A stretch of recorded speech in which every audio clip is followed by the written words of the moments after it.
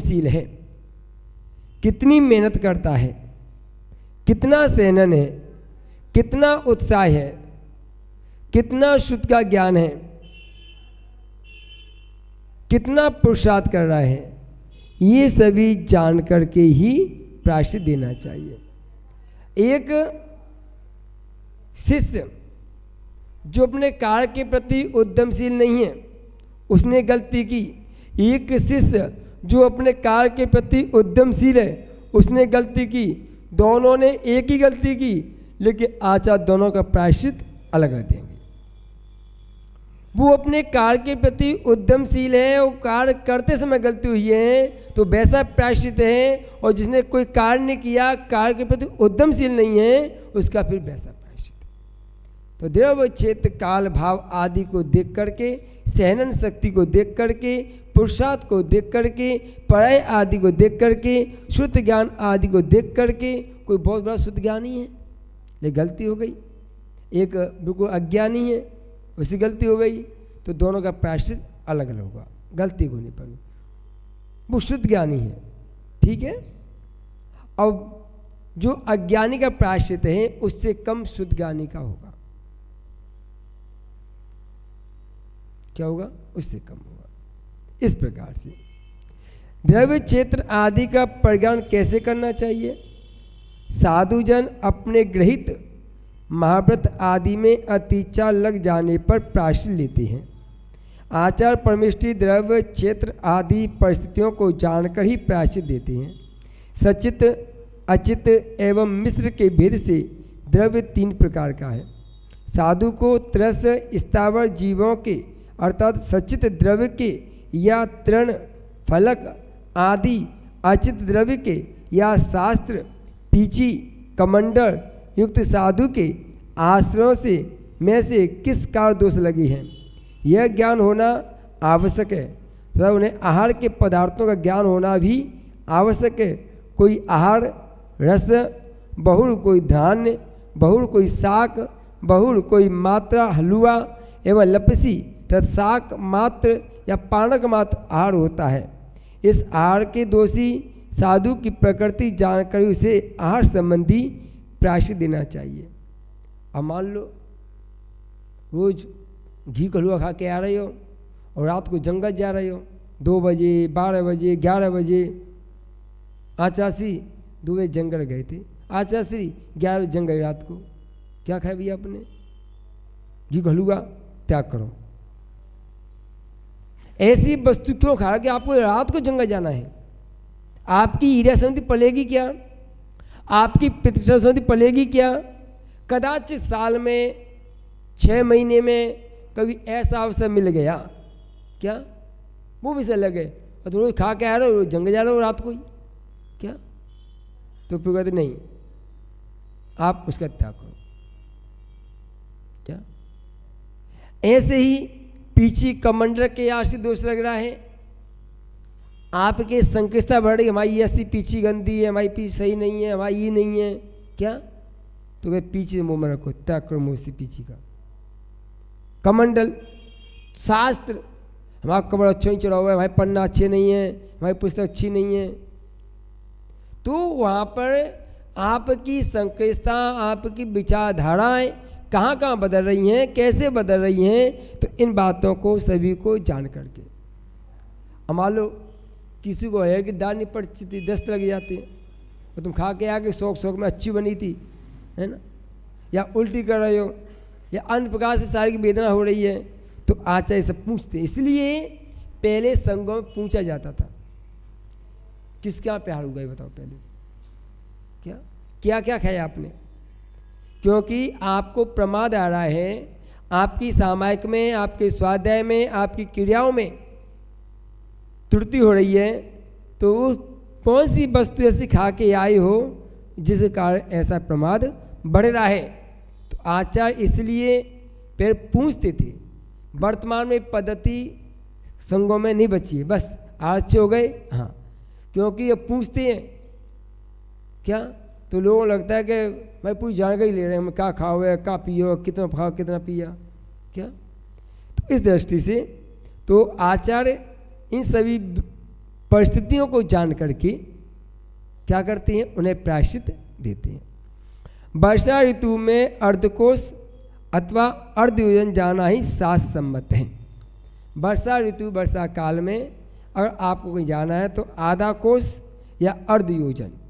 आधा कोस का मतलब एक कोस में 3 किलोमीटर होता है, तो कितना चलना चाहिए, 1.5 किलोमीटर। आपको जंगल भी जाना है तो कितना जा सकते हैं आप, हैं नहीं, अर्धकोस, अर्धकोस 1.5 किलोमीटर, और अर्धयोजन एक योजन में 4 किलोमीटर, तो 2 किलोमीटर, 2 परिमाण बढ़ते हैं क्या, अर्धकोश अर्धयोजन। अब ये नहीं कि तुम जंगल में 5 किलोमीटर तक जा रहे हो भगे भगे दौड़े दौड़े, बरसात काल में चातुर्मास नहीं दिया है। वर्षा ऋतु में अर्धकोश अथवा अर्धयोजन जाना ही शास्त्र सम्मत है। उससे अधिक क्षेत्र में जाना या वर्जित क्षेत्र में जाना या वृद्ध राज्य में जाना या टूटे फूटे मार्ग से जाना, उन मार्ग से जाना, अंतःपुर प्रवेश कर जाना अर्थात तथा वर्जित गृह भूमि में जाना दोष है। आप इससे अधिक जा रहे हो तो क्या कर रहे हो, दोष कर रहे हो। 1-2 किलोमीटर तक अच्छा है, क्योंकि ये जो बातें लिखी गई हैं, साधु गांव में रहते थे और गांव की परिधि 2 किलोमीटर से ज़्यादा नहीं होती थी, उसमें जंगल लग जाता था। क्या लग जाता, अगर साधु को जंगल से भी आना है 2 किलोमीटर, और उसे जंगल जाना भी है तो 2 किलोमीटर। अब सिटी तो 10-10 किलोमीटर फैली हुई है क्या, और जंगल जाना है मान लो तो 5-7 किलोमीटर कोई जंगल इलाका ही नहीं है, तो वहाँ पे फिर ये स्थिति गड़बड़ हो जाती है।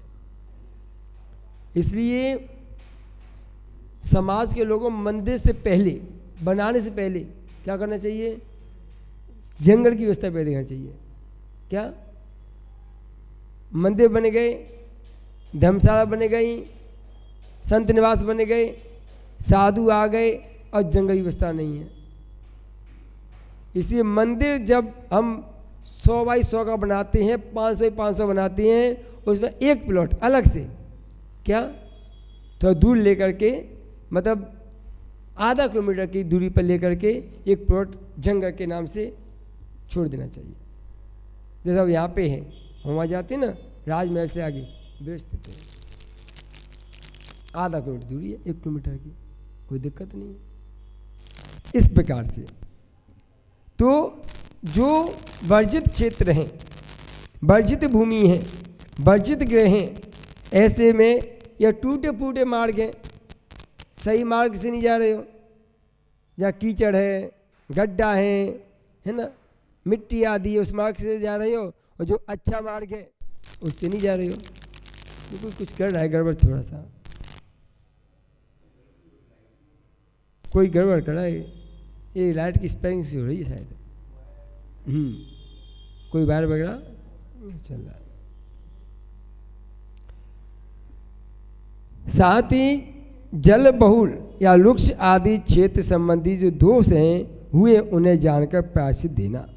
जल में कितना चली हो, नाव में कितना बैठी हो, कितने गहरे जल में आपने प्रवेश किया है, वृक्ष भूमि, ऐसी भूमि कितना चली हो, कितना गमन किया है, ये सारी बातें जान कर ही प्रायश्चित देना चाहिए। गर्मी, सर्दी, वर्षा के समय का ध्यान रखना, 6 आवश्यक समय पर न करके अन्य समय में करना तथा वर्षा युग के नियमों का उल्लंघन करना दोष है। अब ये तो गड़बड़ हुई आती है वर्तमान काल में, तो आज सामान्य का काल 12 बजे का है, आहार करके 12:15 बजे आ रहे हैं क्या, अब सब देखना पड़ता है। कार्यक्रम आयोजित होते हैं तो सब, अब तिलकगंज में थे पंडित जी, अब तिलकगंज में थे, वहाँ भी देखो 11 साढ़े मंची बज रहे हैं। अभी अच्छा व्यवसायी महाराज पड़ासिया में विधान कराए थे, 11 बजे 11:15 बज गए। कार्यक्रम ऐसे न्यूज, इसीलिए आज क्या होता है, पहले कार्यक्रम सटीक चलते थे, ये संगीतों की वो नहीं थी पहले, तो विधान पूरे इसमें चलते थे और सब छूटे थे। हाँ मौन है न, उन्हें याद, उन्हें को पता नहीं चलता क्या निकलेगा, काय कारक चढ़ाए, किस कारक चढ़ाए। और संगीतकार नहीं आए तो फिर लोग, अब वो पहले फ़ोन नहीं थे तो भी ज़िंदगी चल रही थी, है ना, अच्छी चल रही थी। अब है तो भी ज़िंदगी चल रही है। ऐसे ही पहले संगीतकार नहीं थे तो भी विधान अच्छे से होते, संपन्न होते। हाँ समझ, और समय बचता था उसमें, क्या टूट में निकल जाता है। अब क्या है, अब लोगों की मानसिकता ये बनी कि बिना संगीतकार के माहौल बनता नहीं है, तो वो चाहिए। तो इसमें भी समय भजन गाता है, राग ताल गुनता है, तो उसी में निकल जाता है।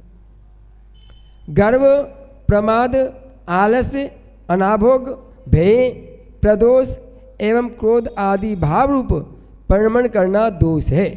गर्व करना, मद करना, अहंकार करना, प्रमाद करना, आलस करना, अनाभोग, अरुचि, भय, प्रदोष और क्रोध आदि भावों को रूप परिणमन करना, ये भी दोष है। यह प्रमादजन्य कार्यों में उद्यमशील है या समीचीन कार्यों में सावधानीपूर्वक उद्यमशील है रहते हुए भी किसी कारणवश दोष लगे हैं। इस दोषी साधु का शरण कैसा है, कमजोर है या मजबूत है, प्रायश्चित लेने में या उसका पालन करने में इसका उत्साह कैसा है, यह प्रायश्चित क्यों लेना चाहता है, साथ रहना चाहता है या यश या लाभ या कर्मों की निजरा के लिए प्रायश्चित लेना चाहता है, शरीर का बल कैसा है, चिर दीक्षित है या अल्पकाल का दीक्षित है, शास्त्रज्ञ है या अल्पज्ञ है, वैराग्यवान है या सुखिया स्वावी है, इत्यादि अनेक प्रकार के उवापोहात्मक ज्ञान के परिपक्व आचार ही प्रायश्चित देने के योग्य है। जिस साधु से दोष हुआ है, किस कारण से दोष हुआ है, एक हमारे प्रमाद से जीव हिंसा हुई क्या, और एक हमारे प्रमाद रहित जीव हिंसा हुई। हमारा पैर रखना हुआ और चींटी का आना हुआ। समर के चल रहे थे, ईरा पथ से गमन कर रहे थे, देख करके चल रहे थे, लेकिन जैसे हमने पैर रखा इतने में चींटी उड़ के आ गई, चल के आ गई और हमारे पैरों के नीचे आके मर गई। क्या, इसका प्रायश्चित अलग है। एक आपके प्रमाद से आपने मार्जन्य किया, आप देख के नहीं चले, ऊपर नीचे दाएं बाएं देख रहे थे, क्या आपका दृष्टिपात वहां नहीं था, उसमें चींटी मर गई, तो उसका प्रायश्चित अलग है। अब उनका सहनन कैसा है, उपवास देंगे तो कर पाएंगे नहीं कर पाएंगे। ऐसा ना को उपवास दे दिया तो पसरे गई, महाराज आपने उपवास दे दिया, हमें तो चक्कर आ रहे हैं, हमारा पेट दर्द कर रहा है, हमारा सिर दर्द कर रहा है, तो फिर यहाँ उपवास नहीं, आप तो एक ग्रंथ का स्वाध्याय करो, आप तो माला जपो, क्या आप ध्यान करो, क्या नीरस कर लो, एक रस का त्याग कर लो, और जिनमें सामर्थ्य है, सहनन है, तो कहते जाओ तुम उपवास करो। ये भी देखना है, प्रायश्चित लेने में, उसका पालन करने में उसका उत्साह कैसा है। एक तो मजबूरी में, एक उत्साहवर्धक कि मैं कर्मों की निजा कर लूँगा, मेरे कर्म छूट जाएंगे, इसलिए प्रायश्चित लेता है। एक कि लोग क्या कहेंगे, तूने प्रायश्चित नहीं लिया, चींटी मर गई, तूने आचार्य से बोला नहीं अभी तक, तो इसी प्रायश्चित लेना है। तो उसका उत्साह कैसा है, ये देखा जाता है। वो प्रायश्चित क्यों लेना चाहता है, साथ रहना चाहता है या यश लाभ और कर्मों की निजा के लिए। आचार्य ने कह दिया कि प्रायश्चित लोगे तो संग में रहोगे, क्या, तो उसने कहा हमारे प्रायश्चित दे दो। या फिर अपने यश और लाभ के लिए या कर्मों की निजा के लिए।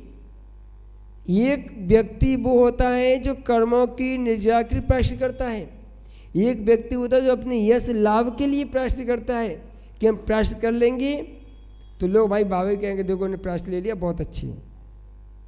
जबकि वहाँ पर हमारा ध्येय, हमारा उद्देश्य जो दोष लगे हैं उन दोषों की निजरा का होना चाहिए। ऐसे शरीर का बल कैसा है, कब से दीक्षित है, 20 साल से, 30 साल से, क्या तत्काल महीना 2 महीना कब का दीक्षित है। अब एक साधु से जो 40 साल दीक्षित साधु है उससे गलती हो गई, एक साधु जो 4 दिन का दीक्षित है उससे गलती हो गई, दोनों का प्रायश्चित अलग है। 40 साल के साधु को ये कह के कि आप सावधानी रखिए, आप बड़े हैं समझ जाएंगे, छोटे को धमकाएंगे, तुम देख के नहीं चल सकते, कैसे पालन करोगे संयम का। अभी संयम लिया 4 दिन पहले, अभी से प्रमाद करने लगी तो आगे का संयम कैसे पलेगा, आगे की स्थिति कैसे बनेगी। तो दोनों का अलग अलग, शास्त्रज्ञ की अल्पज्ञ है, अज्ञानी है या विद्वान है।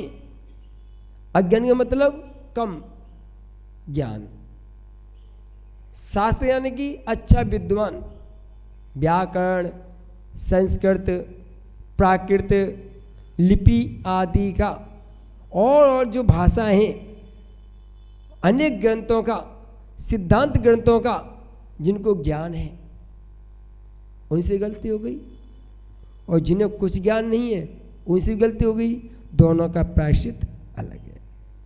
वैराग्यवान है या सुखिया रूपी है,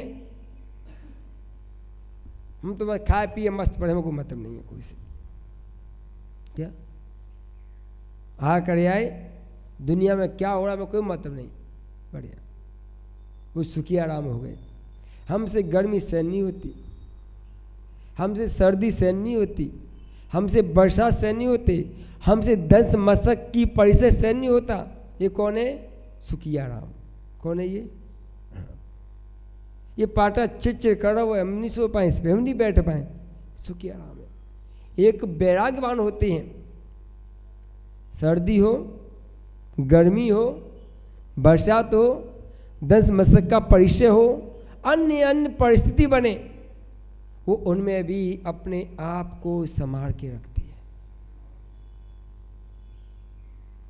अपने आप को व्यवस्थित रखते। क्यों, वैराग्यवान। ये भी देखना है कि जिस साधु दोष हुआ है वो साधु वैराग्यवान है या सुखिया रूप है। सुखिया रूप है तो वैसा दंड है, वैराग्यवान है तो वैसा दंड है। तो इस प्रकार से वो आचार इन सभी बातों को जान करके समझ करके क्या करता है, प्रायश्चित देता है। जिस आचार को इन बातों ज्ञान नहीं है उसे प्रायश्चित नहीं देना चाहिए। अभी दीदी गई थी छिंदवाड़ा, तो इन्होंने लेटर लिखकर भेजा प्रायश्चित का, तो आचार्य से लगा कि इनका स्वास्थ्य अनुकूल नहीं है, तो गए तो माला जपो, क्या ये आपका प्रायश्चित है। अभी उपास दे दें, नीरस दे दें, रजत्याग दे दें और स्वास्थ्य प्रतिकूल हो जाए, जो साधना चल रही है वो भी बाधित हो गई, तो कहा कि नहीं, आपका चैनल हमें पता है, आपकी परिस्थिति हमें पता है, आपकी स्थिति हमें ज्ञान है, इसलिए आप तो केवल माला जपो। क्या जपो?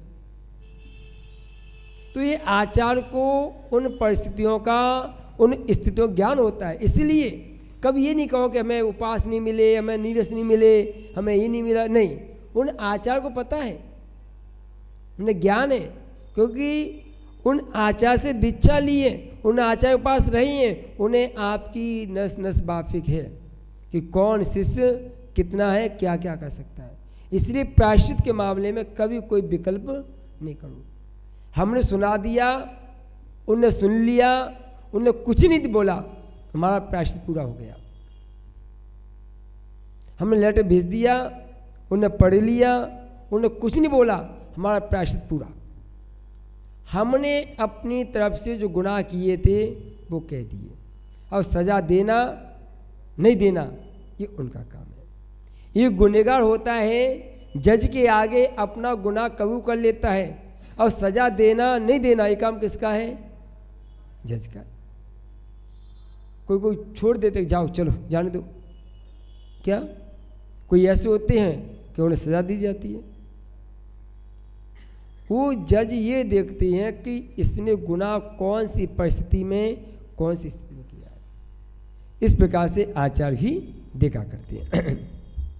गाथा नंबर 468। राग द्वेषावपाकृत्य, राग द्वेषावपाकृत्य व्यवहार विशारदा, व्यवहार विशारदा व्यवहारी दातम इसमें, व्यवहारी दात्म इसमें प्रायश्चितम विधानता, प्रायश्चितम विधानता। हाँ,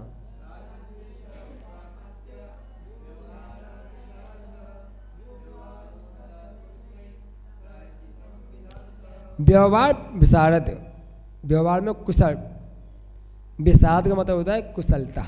क्या? हाँ, व्यवहार कुशल अर्थात प्रायश्चित आचार राग और द्वेष भावना को छोड़ करके, अर्थात मध्यस्थ भाव धारण कर विधि पूर्वक दोषी मुनिराजों को प्रायश्चित देते हैं। अब ये नहीं कि एक शिष्य से राग है जो भाई बात मानता है, हमारी आज्ञा मानता है, एक शिष्य ऐसा है जो बात नहीं मानता, दोनों गुनाह कर दिया। जिससे राग है उसको कम दिया, और जिस द्वेष है उसे, ऐसा नहीं करते। राग द्वेष के भाव को छोड़ करके, क्या मध्यस्थ होकर के, न राग है और ना ही द्वेष है, वो उन विधि पूर्वक दूसरी मुनिराजों को क्या करते हैं? प्रायश्चित देते हैं। व्यवहार परच्छेदी, व्यवहार परच्छेदी व्यवहारम ददातिया, व्यवहारम ददातिया अवाप्या सूयसो, अवाप्याय सूयसो घोरम संसारमवागते, घोरम संसारमवगते। हाँ,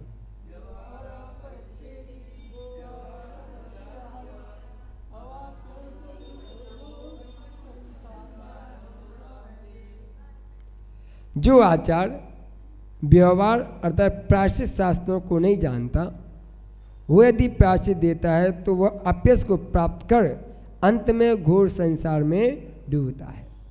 जिनको प्रायश्चित का ज्ञान नहीं है, जिन्होंने प्रायश्चित शास्त्र नहीं पढ़े हैं, अगर वो आचार पदवी पे भी है तो भी उनको प्रायश्चित नहीं देना चाहिए। क्यों? आपने प्रायश्चित दिया, प्रायश्चित कम था और आपने अधिक दे दिया, या प्रायश्चित अधिक था और आपने कम दे दिया, तो उसका शुद्धिकरण नहीं हो पाएगा, अपयश के भागी बन जाए। गाथा नंबर 469, अपयश के भागी बन जाएंगे। इस श्लोक का क्या अभिप्राय है? जो प्रायश्चित शास्त्र को ग्रंथ रूप से, अर्थ रूप से एवं कर्म रूप से नहीं जानता है, वह आचार यदि अतिचार विनाश के इच्छुक मुनि को आलोचना आदि 9 प्रकार का प्रायश्चित देता है तो वह संसार रूपी कीचड़ में फंसकर दुख उठाता है और यहाँ पर अपयश पाता है। जिसने प्रायश्चित के ग्रंथ को उसके अर्थ रूप और कर्म रूप नहीं पढ़ा है, वो आचार्य प्रायश्चित देता है तो वो संसार में फंसता है और अपयश को प्राप्त होता है। लोग कहते कि हाँ टुंडाचार है। क्या कहते लोग इसको, क्या नाम दे दिया है, कुछ आता जाता है नहीं है, क्या प्रायश्चित देने बैठ गए। टुंडाचार है, इसके मुख पर जो आता है वही प्रायश्चित दे देता है। कौन सा प्रायश्चित कहाँ देना चाहिए, जब इसका ज्ञान ही नहीं है तो मुनियों के अपराधों से, मुनियों को अपराध मुक्त कैसे करेगा। कोई भी प्रयास, कोई ने मांगा, कुछ भी बोल दिया, नहीं, उनका ज्ञान होना चाहिए। अगर हमें उनका ज्ञान नहीं है तो जो मुनि अपराधों से मुक्त कैसे करेगा, मुनियों को नहीं कर पाएगा।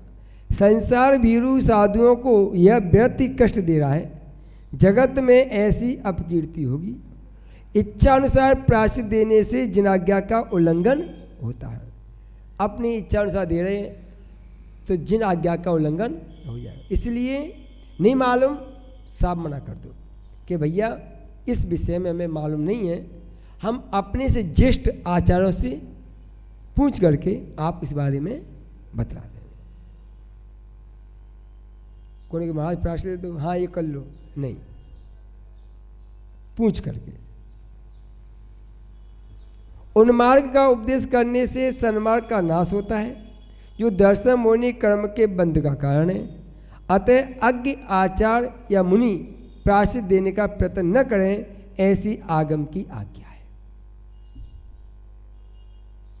नहीं मालूम साफ मना कर दो, ये हमारे बस की बात नहीं। जो इसमें कुशल हैं, निष्णात हैं, आप उनके पास जाइए, इस बारे में आप उनसे ही चर्चा कीजिए।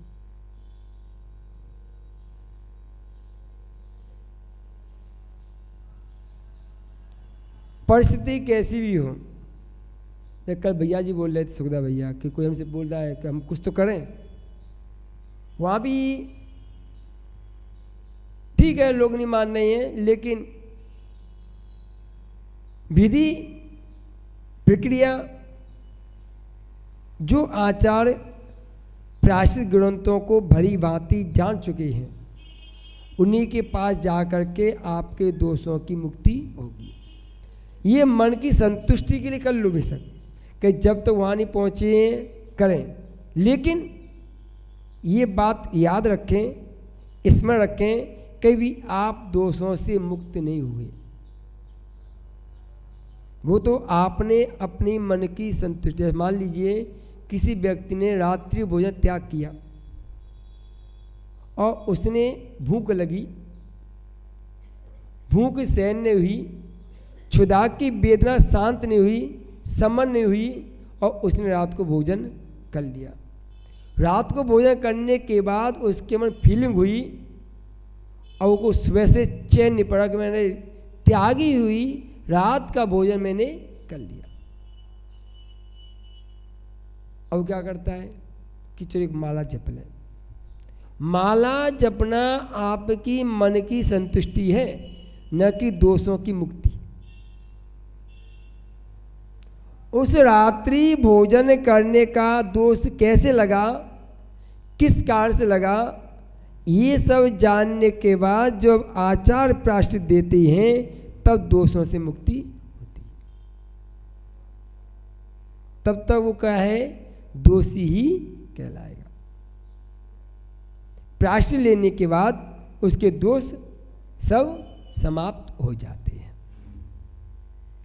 तो इसलिए ऐसी आगम की आज्ञा है कि जिनको प्रायश्चित ग्रंथों का ज्ञान नहीं है उन्हें प्रायश्चित नहीं देना चाहिए। जो आचार्य प्रायश्चित शास्त्र के ज्ञाता हैं उन्हें ही प्रायश्चित देने समय सावधानी रखकर ही प्रायश्चित देना चाहिए। जैसे न्यायाधीश धारा के माध्यम से दंड व्यवस्था लिखता है, वह ऐसा कभी नहीं लिखता या कहता है कि मैं न्यायाधीश हूँ, मैं कहता हूँ कि इसे फांसी दे दो। इसी प्रकार हम आचार्य हैं, हमने प्रायश्चित दिया है उसे करो, इस प्रकार नहीं बोलना चाहिए, क्योंकि किस अपराध में क्या प्रायश्चित देना है यह निर्धारण आगम का है। न्यायाधीश कभी भी कोई भी सजा देता है तो धारा सुनाता है। पहले 302 की धारा के अंतर्गत सजाए मौत के आजीवन कारावास, धारा 302 नहीं मालूम? हत्या की लगती है, सजा मौत होती इसमें 302 में। हाँ, अब खूंखार व्यक्ति है तो धारा लगती है 302। 302 का मतलब है कत्ल करना, हत्या करना। क्या? तो इसमें क्या देते हैं वो? हाँ, सब चोरी, वो भी अगर भूल से हत्या की है धोखे में तो सजा मौत नहीं उसमें।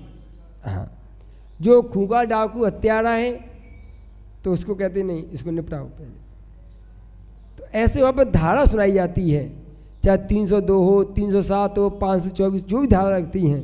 क्या? तो ऐसे ही आचार कभी ये नहीं कहते कि मैं आचार हूँ, मैं जो करूँ वो करूँ, नहीं। वो कहते आगम में लिखा है कि आपने ये दोष किया है तो आपके लिए ये प्रायश्चित दिया जाता है। अगर कोई न्यायाधीश ये कहे बिना धारा के सजा दे तो सजा मान्य नहीं होगी इसकी। तो भी धारा बोलता है कि इस धारा के अंतर्गत जब केस फाइल करने जाते हो थाने में तो बताओ भैया क्या किया आपके साथ? छेड़छाड़ी की है, चोरी चपाटी की है, मारपीट की है या अन्य प्रकार से आपको कष्ट दिया है, तो धारा लगाते हैं। चोरी की धारा है, मारपीट की धारा है, छेड़छाड़ की धारा है, बलात्कार की धारा है, हत्या की धारा है, मारने के प्रयास की धारा है, सबूत मिटाने की ये धारा है, उसके अंतर्गत उनको सजा दी जाती है। ऐसे ही यहाँ भी प्रायश्चित ग्रंथों में आगम के अनुसार जो आगम में पद्धतियाँ दी हैं उन्हीं पद्धति के अनुसार यहाँ भी आचार्य क्या करते हैं? प्रायश्चित देते हैं। इस प्रकार व्यवहारज्ञ आचार्यों को ही सावधानी पूर्वक प्रायश्चित देना चाहिए, अज्ञ आचार्यों को नहीं। इस श्लोक का यही अभिप्राय है। कभी क्या होता है, मैं कल बोला क्लाब नहीं आए, शायद क्लाब नहीं आए थे। गुरु के साथ शिष्य था और गुरु की अकस्मात समाधि हो गई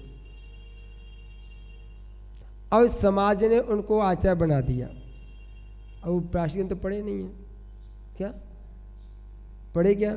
जैसे उदाहरण ले लीजिए, अभी आचार्य ज्ञान सागर जी महाराज, क्योंकि समाधि हुई दीपावली के दिन, है ना, मतलब 2 साल पहले 2020 में। हाँ 20 में, हाँ। तो उनके समय अब उनके जो शिष्य थे गे सागर जी, उन्हें ज़्यादा कुछ ज्ञान नहीं था। अब समाधि हो गई, उनका एक ही शिष्य थे उस समय, वही अकेले मुनियों में। भाई 1-2 शिष्य हैं, उन्होंने अधिक दीक्षा नहीं दी, बाकी उनका प्रभाव बहुत रहा है। ज्ञान समाज ने दीक्षा अधिक नहीं दी है, मुश्किल से पूरे जीवन काल में 10 दीक्षा दी होंगी, लेकिन उनका प्रभाव समाज में बहुत रहा है। कि उन्होंने वो कार्य किए समाज में कि जो कार्य अभी तक किस साधु ने नहीं किए। डॉक्टर, इंजीनियर, वकील, इनके उन्होंने सम्मेलन करवाए हैं। हाँ हाँ, वो बहुत जुड़े उनसे, जैन शांत, उनके हर पंचकाम में उनका जाना अधिकार रहता है। अब उनके शिष्य को आचार्य पद दे दिया, तो उन्होंने प्राचीन तो पढ़े नहीं है। क्या? अब पढ़े 2-3 साल हो गए, पढ़ लिए होंगे किसी के माध्यम से या स्वयं प्रयास किया होगा, वो ठीक है। लेकिन अब ऐसे में से कोई मांगे तो नहीं देना चाहिए। या तो गुरु के मुखाबिन से पढ़ लिए हैं, गुरु के साथ रहकर देखा है, समझा है, जाना है कि कब किसको किस रीति से किस पद्धति से कौन सा प्रयास दिया जा रहा है, तो दे सकते हैं। देखा नहीं, अब मान लो हम ही ले लो एक बार के लिए, हम गुरु के पास बहुत कम रहे हैं, है ना, उनकी प्रायश्चित पद्धति क्या है, कैसी है, क्या नहीं है, हमें नहीं पता। ठीक है, कल हमें आचार्य बना दें, हम आचार्य पद लेकर सीधे निकल जाएं, क्या? तो हमने प्रायश्चित पढ़े ही नहीं ना। हमें कोई अधिकार नहीं है कि हम किसी को प्रायश्चित दें। नॉर्मली प्रायश्चित है, सुबह शाम को 2 कार्य कर लो, 4 कर लो, ये तो नॉर्मली है। क्या? लेकिन हम विशेष प्रायश्चित नहीं दे सकते। इस प्रकार से जो अज्ञ आचार्य हैं, जिनको ज्ञान नहीं है, उनको प्रायश्चित नहीं देना चाहिए। व्यवहार बुधासक्तो व्यवहारे बुधासक्तो न विशोधितुं परम, न विशोधितुं परम, किम चिकित्सा समाजनानो, किम चिकित्सा मजाजानो, रोगग्रस्तं चिकित्सति, रोगग्रस्तं चिकित्सति।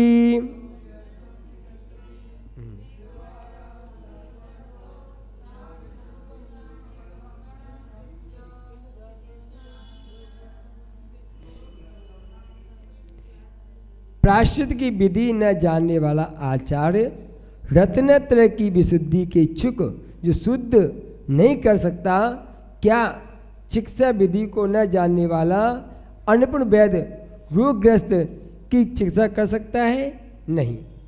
जिस वैद्य को मर्ज का ज्ञान न हो, चिकित्सा का ज्ञान न हो, वो रोगी को रोग से दूर नहीं कर सकता। जब बीमार होते हैं तो ऐसा डॉक्टर देखते हैं, पता करते हैं, कई जगह पूछते हैं कि भैया हमें आँखों को ऑपरेशन करवाने हैं, हमें किडनी बदलवाने हैं, तो कौन सा डॉक्टर अच्छा रहेगा? हर किसी पास जाते हो क्या? क्यों? जब शरीर के लिए हम कितने डॉक्टरों का चयन करते हैं, कितने डॉक्टरों को देखते हैं, उनमें से एक को स्वीकार करते हैं कि भैया ये अच्छा है, कई लोगों ने इस पर मोहर लगाई है कि डॉक्टर बहुत निष्णात है, अच्छा है, कुशल है, तो हम उसके पास जाते हैं। ऐसे ही जो आचार्य पे कई लोगों ने मोहर लगा दी है कि इनकी प्रायश्चित की विधि व्यवस्थित है, ये प्रायश्चित देने में निपुण हैं, ऐसे ही आचार्य के पास जाकर के प्रायश्चित लेना चाहिए, उसे देना चाहिए। प्रश्न इस श्लोक के दृष्टांत द्वारा क्या शिक्षा दी जा रही है? इस श्लोक द्वारा परम उपकारी आचार्य छपक को शिक्षा दे रहे कि छपक, तुम अपराध अर्थात रत्नत्रय की शुद्धि के लिए ऐसे अज्ञ आचार का आश्रय ग्रहण कभी मत करो जो बाचार है, मूर्ख है एवं नवीन शिष्य मंडी से सदा घिरे रहने के कारण गर्वोन्नत है। तब मूर्ख और अज्ञानी लोग इसे ही पूज्य, क्योंकि जैसे अनिपुण अनाड़ी वैद्य रोगी को निरोगी नहीं कर सकता, उसी प्रकार ऐसा आचार्य तुम्हारे अपराधों की शुद्धि कदापि नहीं कर सकता। आचार्य छपक को कह रहे हैं कि देखो तुम ऐसे आचार्य के पास कभी मत जाओ, ऐसे आचार्य से कभी उसका आश्रय ग्रहण मत करो जो अज्ञानी है, मूर्ख है या नवीन शिष्य मंडी बनाकर बैठे हैं। क्या ऐसे आचार्य अभी दीक्षा ली, मुनि बने, तो महीना बाद आचार्य पद दूसरे से ले लिया और बन गए आचार्य महाराज। क्या है? हाँ, कुछ तो पहले तय कर लेते भैया हम दीक्षा तो ले लें, आचार्य पद दोगे हमें दीक्षा समय पे, उपाध्याय पद दोगे हमें दीक्षा समय पे। क्या तो अब उन्हें दीक्षा देना है, उन्हें लेना है, तो कहे ठीक है हम तुम्हें उपाध्याय पद दे दें, हम तुम्हें एलाचार्य पद दे दें, हम तुम्हें बाचार्य पद दे दें, हम तुम्हें आचार्य पद दे दें, तुम दीक्षा ले लो। और दीक्षा ले ली, पद मिल गया, वो कहता है महाराज हम अलग ब्याह कर रहे हैं। मार गए क्यों भैया? कि नहीं हम आचार्य बन गए, उपाध्याय बन गए, हम अपना अलग देखेंगे, और कुछ पढ़े लिखे नहीं। आज समाज में पदों की, साधुओं में देखो या समाज में देखो, बहुत लालसा हो गई है, बहुत लालसा हो गई है कहीं से। और आज के ज़माने में साधु भी पद ऐसे दे रहे हैं, अन्य अपने शिष्य ठीक है, उन्हें मालूम है मेरे शिष्य में क्या योग्यता है, लेकिन जो आपका शिष्य नहीं है, आपको उस योग्यता का ज्ञान नहीं है, फिर आप किस बेस पे उसको पद दे रही हो? भाई जिससे दीक्षा ली है उसे पता है कि मेरे शिष्य में क्या योग्यता है, कितनी योग्यता है, कैसी योग्यता है। अगर वो पद दे रहे हैं तो कोई बात नहीं है, लेकिन जिन आचार्य को हम जानते नहीं हैं, नाम सुना, पहुँच के महाराज हम आपके शिष्य बन जाएंगे, आप पद दे दो, तो ठीक है बैठो तुम, उन्हें पद दे दो, ज्ञान ही नहीं है। तो आचार्य कहते हैं ऐसे भी नवीन मंडली के आचार्य बन के बैठे हैं, गर्व से उन्नत हैं, ऐसे आचार्यों से कभी भी प्रायश्चित मत लेना। जैसे अनिपुण अनाड़ी वैद्य क्या दुकान खोल ली, 2-4 दवाई धल ली, यहाँ पर टिका ली, कौन है भैया, हम वैद्य हैं, नाड़ी देव ढंग से आते नहीं है, कितनी चल रही है। पहले के वैद्य नाड़ी देख करके पूरा मर्ज बता देते थे कि आपके अंदर क्या क्या चल रहा है।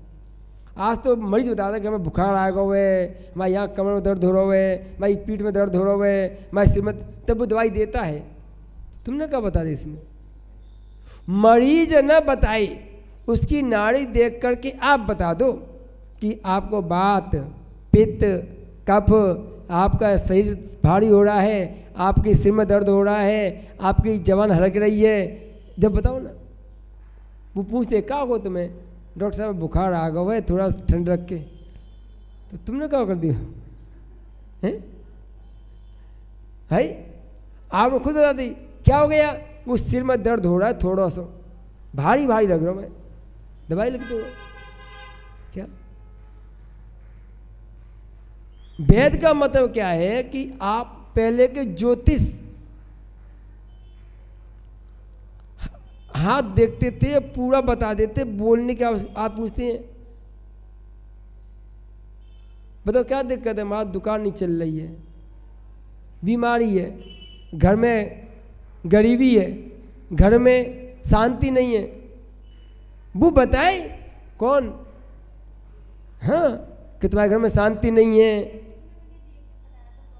तुम्हारे घर में तो अब बच्चा बात नहीं मान, महाराज बच्चा की बात नहीं मानता, तुम्हें सब तो बता दिया उसको, वो कब बता रहे हो बच्चों के पास है? तुम तो कुंडी धर दो, वो सब बता दे, तुम मौन हो जाओ बस के बाद कि तुम बताओ इसमें क्या क्या है, और आधा तुमने बता दिया और गुड़ा भाग बता लोग, बात पूरी बन गई। ऐसा नहीं, क्या इस प्रकार से एक गाथा लेके आज की पूरा प्रकरण व्यवहार समाप्त हो जाएगा। तथा समीपे व्यवहार वेदिनः, तथा समीपे व्यवहार वेदिनः, स्त्री वेद्या चपके न धीमता, स्त्री वेद्या चपके न धीमता,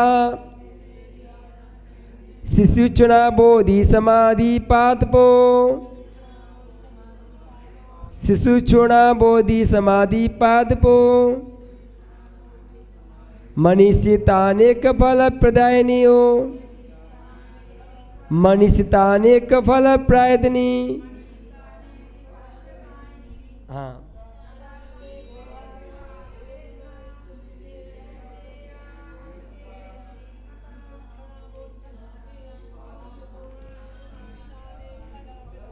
इसीलिए ज्ञान चारित्र युक्त जो बुद्धिमान छपक मनोवांछित अनेक फल देने वाले बोधि और समाधि रूप वृक्षों को वृद्धिगत करना चाहता है, उसे व्यवहारज्ञ निरापक आचार के समीप ही रहना चाहिए।